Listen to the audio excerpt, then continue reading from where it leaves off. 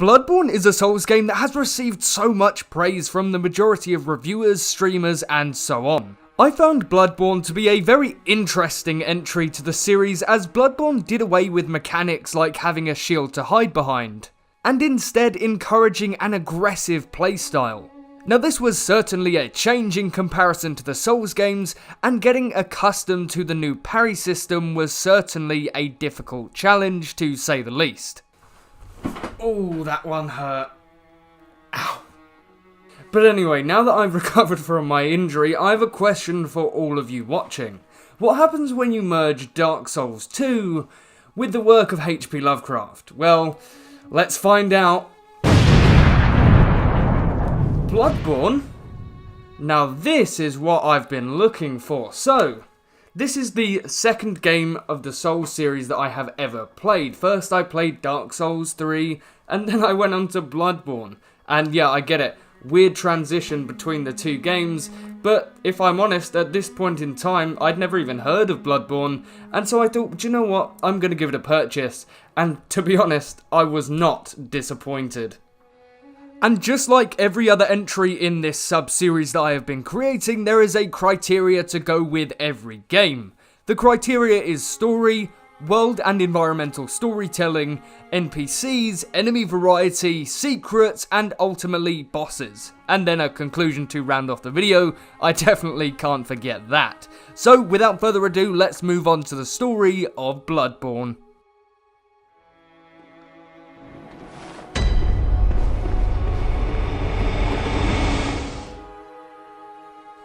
From the very start of the game, Bloodborne is overly ambiguous in its storytelling, and so the story is relatively short in comparison to other entries in the series. The game starts off with the player infected by a plague called the Scourge of the Beast, which turns men, women, and children into beasts. The player is on an operating table awaiting a transfusion which will stop them from becoming a beast. This transfusion is done by a mysterious man with bandages over his eyes, which actually becomes very relevant to the story as eyes are considered to hold insight. This is a man known as the Blood Minister, and he makes the player sign a contract, meaning that they will become a hunter of the beast if they take this blood transfusion. The Blood Minister tells the player that whatever they see during this transfusion is but a dream, and during the process of the transfusion, the player will turn to their left, seeing a beast crawling across the floor as it emerges from a pool of blood. But just as the beast is about to grab you, it bursts into flames, which is a metaphor for the player being purified of the Scourge of the Beast. And after that, the player is consumed by messengers, and only after this has happened, the player will awaken on the operating table. After exploring this facility, the player will come across a beast, much like the one they saw during the transfusion. Now, it is possible to kill this beast, but without weapons, it will certainly be a challenge. And when the player is killed by this beast, or just for the first time in general, the player will awaken in the Hunter's Dream, a place not bound by reality as it seems almost to be in the planes of oblivion, as pillars stand tall in the background of this dream. And it is here where the player will obtain their weapons for the first time and also meet Gehrman and the doll. Gehrman is the man who will advise the player and give insight into the world and what the player is getting themselves into. After the player returns to the real world, they will eventually come across Father Gascoigne, who is a fellow hunter, but he is one that has been consumed by the plague of the beast. During the fight with Father Gascoigne, he will turn into a beast, and when slain, the player will find themselves in the Cathedral Ward, a location where the player will find Vicar Amelia, who, non-surprisingly, also turns into a beast. And after defeating Vicar Amelia, the player can interact with a skull. This skull will show Master Willem talking about eyes and insight. And so this is now the driving force for the player to gain insight into the world of Yharnam, which is named after its queen. The player will eventually find themselves in the Forbidden Woods, where they will fight the Shadow of Yharnam. And after this obstacle has been overcome, the player will land themselves in Byrgenwerth, the place where many tried to study insight and the properties that it possesses. Whilst in this location, you can find Master Master Willem, as once again he seems to be driven mad as he is consumed with the thoughts and ideologies that eyes grant insight. Once the player has fallen into the waters below, they will find Rom, the vacuous spider, and once defeated, the player will be brought into a cutscene showing a woman dressed in white and covered in blood. And this is also where we see the moon change into a colour referred to as pale blood. Now that Rom the vacuous spider has been killed, the player will now start to see creatures that have never appeared in the world before. Well, they've always been there, but they were just unknown to the player. And after travelling through different areas of Yharnam, the player will eventually come across the One Reborn, a horrible looking monstrosity that guards the path that the player wishes to take. And only once defeated can the player interact with a body,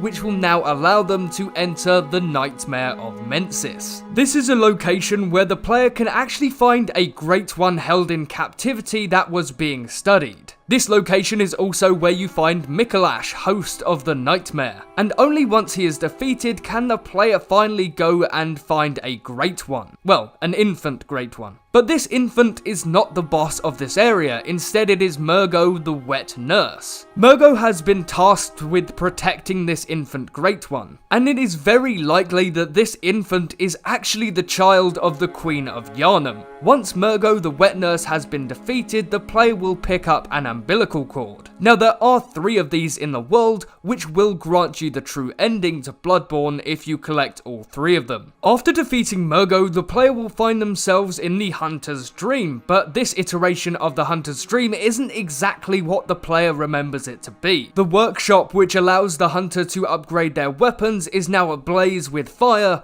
but is still interactable if you wish to upgrade your weapons for your final fight. Or perhaps you've even done your final fight. Previously, when walking around the Hunter's Dream, the player may have noticed that there was a gate that was locked, and beyond this gate was a vast open field with gravestones surrounding it. But after defeating Murgo, this location is now open to the player, and after walking into this location, the player will actually see Gehrman, and after interacting with him, the player will be given a choice to die and reawaken in the real world with no memory of what has taken place over the course of the game, or to kill Gehrman and become the new host of the Hunter's Dream. There is a secret ending which can only be obtained by collecting 3 umbilical cords, as I mentioned previously. Collecting these umbilical cords will allow you to embark on a final fight against a Great One known as the Moon Presence. Only after refusing Gehrman's offer to return to the real world, the player will be able to fight the Moon Presence. And once the player has defeated the Moon Presence, they will be transformed into an infant Great One, and the world of Yharnam will see a sunrise once again. And so that was the story of Bloodborne. Now I find that Bloodborne's approach to storytelling is very akin to Dark Souls 1, in the sense that the whole story and narrative is very ambiguous to the player. But I somehow feel like the world of Yharnam and Bloodborne in general tells an overarching story much more than the main game does itself. And I'm not too bothered about that. I find that Bloodborne's approach to storytelling fits for Bloodborne, but perhaps it wouldn't fit for another entry in the series.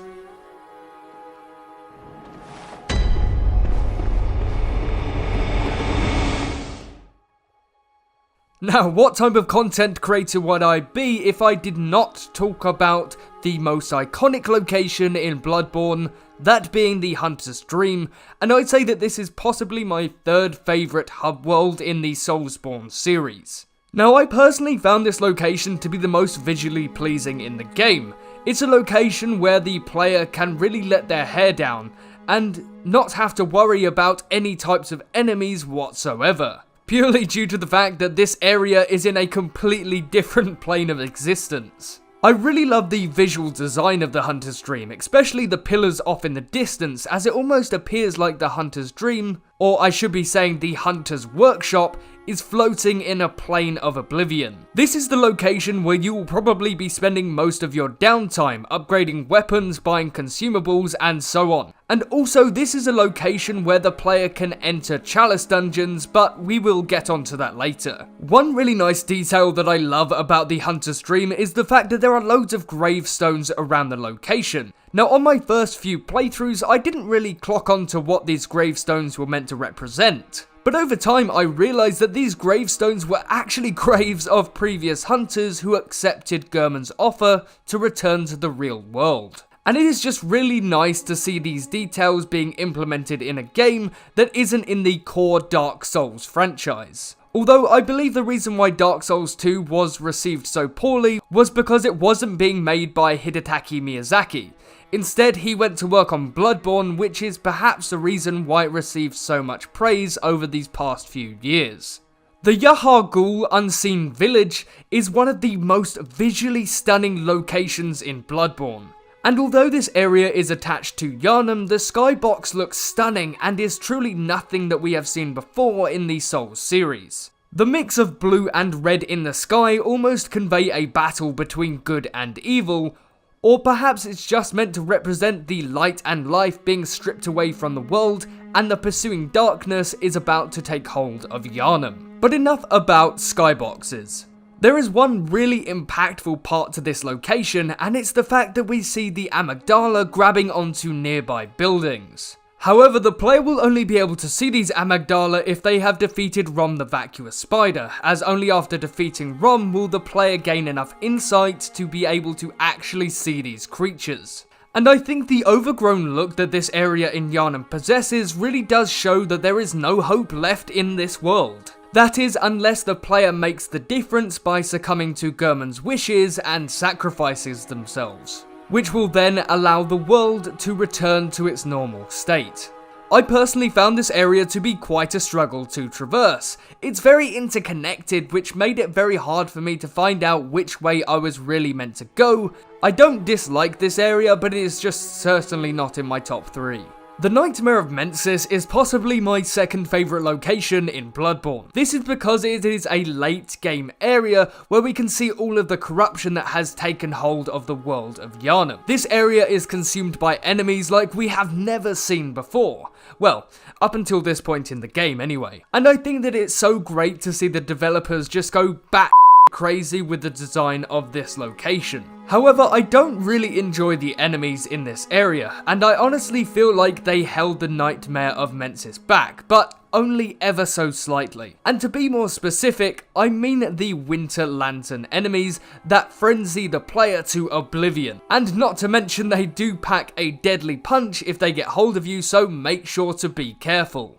Now, just for this brief moment, I'm not going to be talking about a specific location, but instead just the world design in general, as I feel like Bloodborne's world design is far superior to every entry in the series. The architecture in Bloodborne is so outstanding, and I just remember staring at this gothic architecture in awe, and I was just so blown away how they could make all this in 2015, although when I did play it, it was in 2016, but that didn't diminish how I felt about the overall design. And man, From Software must have spent literally ages finalizing all of the details of these areas, as you can even see architecture off in the distance, and that still looks heavily detailed.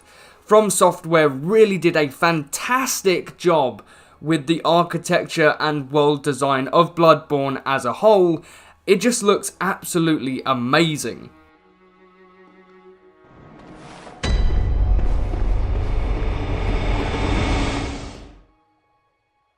Now, the doll acts as your firekeeper in Bloodborne, so she will be the one who allows you to upgrade your character using blood echoes, which is the currency used in Bloodborne. The doll is such an interesting character, to say the least. And there were times where I would enter the Hunter's Dream and the doll would just be sitting there lifeless. And then BAM! Oh, good hunter. What? No. That saying literally haunts my dreams, or nightmares. Oh no, Nightmare of Mensis. Gehrman is one of the most interesting characters in the game. The way that he talks to you almost makes it feel like a grandfather telling his grandchildren a story from back in the day. The voice actor for Gehrman did a fantastic job, and Gehrman is one of the few characters in Bloodborne that actually gives you insight. Do you know what? I hate myself for saying that anyway. I'm just gonna make my own way out. And I would always find myself coming back to the Hunter's Dream in hopes of getting some more dialogue with Gehrman. So Gehrman is obviously a very integral character to the overarching story of Bloodborne. Now this certainly may be an odd addition for this category, but she is technically an NPC, so we're just gonna roll with it. In central Yharnam, there is a little girl who is looking for her mother Viola. Yep, all ordinary. And once you find her mother and then return to the girl, she will give you a music box. And although you may see this as a kind gesture, it's actually a weapon. The girl says it's her father's, and if you use this box against Father Gascoigne, he will be temporarily stunned. Meaning that Father Gascoigne is actually this little girl's father. And it's just little details like these that make me love From Software, as it reminds me of Lautrec and Anastasia's storyline from Dark Souls 1.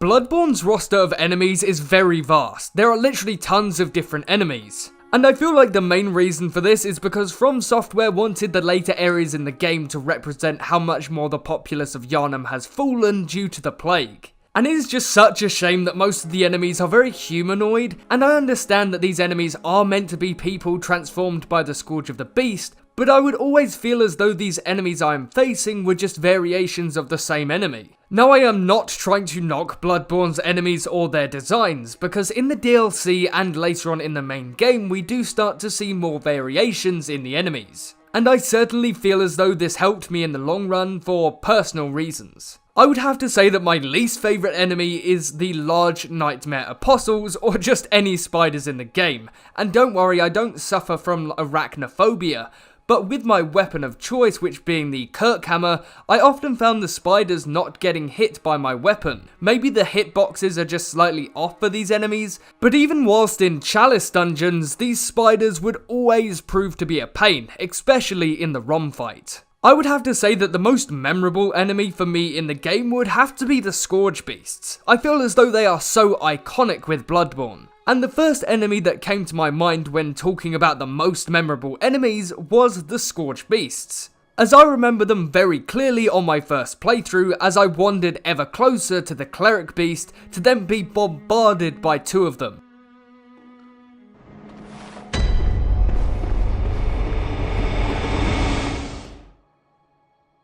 Bloodborne is packed with secrets, and I'm going to count the Chalice dungeons for this because, apart from the preset ones, a ton of randomly generated ones can be really fantastic. And before I forget to mention, these Chalice dungeons do have some secret bosses which can't be found in the adventure that you take in the main game. And I'm glad that in theory, Bloodborne has an infinite amount of replayability, even though all of the dungeons look relatively the same, and so it's unfortunate that there is not a lot of variation when it comes to the dungeons on an aesthetic side of things anyway. As I mentioned in my Dark Souls 1 video, which you can check out, link is in the description below, but on my 8th playthrough of Bloodborne, I discovered Cainhurst for the first time, and I'm not even bullshitting you. I genuinely had no idea that Cainhurst is a location that was so hidden away, and the way that you access it is so secretive that I just never found it organically. When I discovered Cainhurst for the first time, I was blown away. It almost gave me Anor Londo vibes, if I'm going to be honest. And even when I encountered the boss of this location, I was utterly blown away. And I'd say by far this was one of the most enjoyable boss encounters in the entire game. And if you're like me and had no idea that this was a location, check it out. It is brilliant. And I still can't believe I missed this location 7 times. That is just so ridiculous. And the final secret that I have for you all is the secret/true ending, where if you collect 3 umbilical cords inside the land of Bloodborne and refuse Gehrman's offer to return to the real world, the player will be able to engage in a secret boss fight with a great one known as the Moon Presence. This fight is really enjoyable, and since it leads to the true ending, I thought I would put it in the secret section of this video.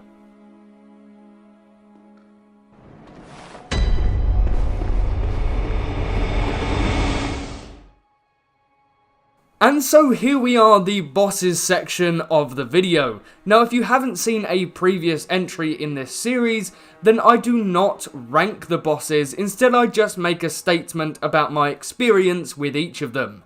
So without keeping you guys waiting, let's just crack on with all the bosses, although there are only like 12 in comparison to other entries in the series, but I'm stalling, you just go, you watch the bosses. The Cleric Beast is a completely optional fight, but an enjoyable one. This boss can be found before Father Gascoigne and is worth giving a go if you're feeling adventurous on your first playthrough. However, on New Game Plus side of things, it can prove to be a bit of a challenge.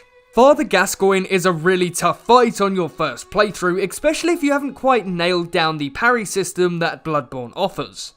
And as mentioned earlier, he can be exploited using the music box, but if you use it too many times, he will change into his beast form a lot quicker, so be mindful of that. But honestly, this is a really great first boss to wrap your head around the game's mechanics. Vicar Amelia is an interesting fight. When you go into it for the first time, I was overwhelmed by the moveset of this boss. Luckily, however, I was able to overcome it. This boss was the real boss in Bloodborne who taught me to never stand static whilst attacking. Yeah, it didn't always go to plan. The blood-starved beast was honest, I swear this boss was literally on crack. It moved so fast and I was utterly blown away on my first playthrough. Not to mention that the poison that comes along with this boss is really irritating. This boss can really screw you over later in the fight. Hopefully though you will have an item to remove the poison, then it shouldn't be too much of a struggle. The Dark Beast Paarl was an interesting fight. I can't really decide if I liked it or not. I enjoyed the fight, but ultimately I found it to be a fairly forgettable one. And to be honest, I did forget this fight even existed when I started to write about the bosses. It just really wasn't anything special or memorable. The One Reborn's fight initially is very similar to the Tower Knight fight in Demon's Souls. Yes, it is Demon's Souls, not Demon's Souls. Look it up. This fight was very much a challenge for me, but I found the biggest pain to actually be the area which this boss fight is near. It is well and truly a very long run to get back to this fight, which may be why I slightly dislike this fight. Not because of the boss itself, but the journey that you have to take to get to the boss. The Shadow of Yharnam was an interesting fight, and I'd certainly say that the concept was good, but it just felt like an NPC battle with hunters that you can find in the world. The strategy for this fight is pretty straightforward, and this fight did prove to be a bit of a challenge for me, but it was one of the more satisfying bosses to defeat in Bloodborne, purely due to the fact that there was more than one enemy, and there was a clear strategy to take down this boss. Rom the Vacuous Spider is what I like to call, as I have said in every entry for this series, Rom the Vacuous Spider is the gimmick fight of Bloodborne, and that's okay, every game has a gimmick fight. But once you get this spider down to low health points, he can become a living nightmare, especially if you avoid killing all the spiders. Remember, kill the spiders, it will save your life. The Witch of Hemwick is honestly the most boring, tedious and uninteresting fight in Bloodborne. It's not even really a boss fight. The boss spawns enemies and then they disappear, only to reappear to the other side of the arena, so you attack the main boss, then they disappear and you just have to rinse and repeat. This is literally the worst fight in Bloodborne. Terrible. With Mikolash, the host of the nightmare, I did well and truly struggle with this boss. I struggled so much in fact that I spawned another player to help me take down this spawn from hell. But the concept of the fight is great as he jumps from mirror to mirror and you have to guide him to the right direction for the final area of the fight. An enjoyable fight, great in concept, but just a really tough enemy. Martin Ligarius is a boss that I have only done once, but it was fairly recently. I thought that this boss reminded me of Dark Souls 3's fights, and although Dark Souls 3 wasn't even made yet, I can see where Dark Souls 3 gets its inspiration for bosses like the Nameless King. This fight was a blast, and I can't wait to do it all over again in another playthrough. The fight against Gehrman is one of the best in the Souls series, and honestly it could be my favourite final boss in the entire Soulsborne franchise. Gehrman is just so aggressive and you wouldn't expect him to be the final fight. Well, depending on if you do the 3 umbilical cords for the secret ending. Gehrman is rapid fast and he can really punish you if you are not paying attention, or if you do not get your parry timings right, or if you don't dodge his. Yes, this boss can also parry you with a pistol, much like you have been doing to every enemy throughout the entire game. Overall, Gehrman's fight is absolutely amazing, and it's a fight that I always anticipate doing when I start a new playthrough of Bloodborne. And ultimately the Moon Presence, the true final boss of Bloodborne. Although I did find the Moon Presence attacks to be far easier to dodge than Gehrman's attacks, in fact, I'd say that Gehrman was a harder boss, but we move. I did really enjoy this fight, and I'm glad that I went out of my way to do it. I am also glad that most, if not all of the fights in Bloodborne were enjoyable. It really shows that Hidetaki Miyazaki really put his heart and soul into crafting Bloodborne. And so that was Bloodborne. Now, Bloodborne is arguably, I don't even want to say arguably, it's possibly my favourite entry in the series, next to Dark Souls 1, and I feel like they're at a tug of war at the moment, so maybe another playthrough will warrant who wins in my favourite Soulsborne game. One thing that really sells it for me with Bloodborne is that the combat feels fast, it feels violent, it feels gritty, and it feels really in your face. And that's one thing that I really appreciate about the combat in comparison to the Dark Souls series, where the combat's more reserved as you can hide behind a shield, whereas in Bloodborne you only have a pistol, or a cannon maybe, to parry an enemy. And this also links in with the weapons, as each weapon has a variation, such as the Kirkhammer, which is a massive hammer which will deal slow attacks but will deal the most damage. Or you have the sword variation. I don't know why I keep swinging it out as if I have it on me right now. We'll roll with it. But the sword will offer quick attacks but will deal far less damage to a boss or even an enemy in general. And another thing is the world design. Once again, I'm gonna say it. The world design looks absolutely fantastic. The Gothic architecture really does look striking, and it really does remind me of Anor Londo from Dark Souls 1 and Dark Souls 3, and I guess you could also say Drangleic Castle from Bloodborne. Do you know what? They love their Gothic architecture, I'll give them that, but either way, it does look really stunning. But overall, I really enjoyed my time with Bloodborne, and on my 8 playthroughs that I have done with the game, there is still much more that I am yet to discover. Oh, and this is just a really brief thing. I'm recording this straight after I've just finished all my recording, so brilliant. But I have started a Discord server. Now you will be able to join, and we can chat about literally anything video game related. I've got a section called video suggestions where you, yes you, the viewer, can suggest videos for me to make, and if I like the concept, then we will run with it and you will get a credit in that video. So, that message is done, and let's continue with the outro. But thank you so much for watching this video. If you did enjoy, then subscribe and turn on the notification button so you don't miss another upload from me. So thank you, and goodbye.